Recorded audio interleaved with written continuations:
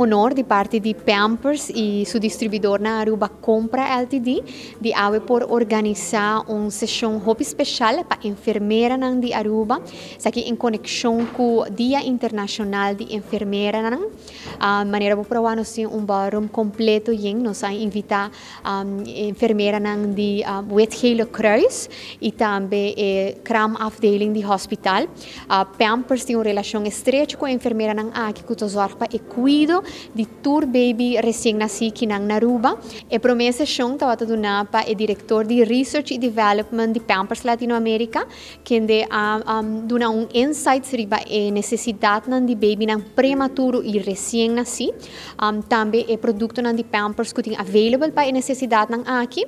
Nós seguimos com um lunch e terminar o dia de hoje com a apresentação, empowering session de senhorita Laura Trump para celebrar o trabalho duro com nossa enfermeira no local Tahasi. Nós saco a profissão de enfermeria único que requer coração sincero, uma dedicação extrema no bem-estar do paciente e nós por solamente imaginar a influência ou o impacto que isso tem na vida da enfermeira.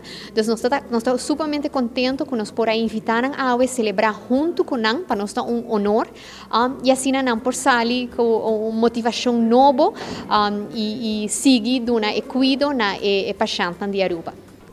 Nós estamos agradecidos, estamos leuk, estamos informação.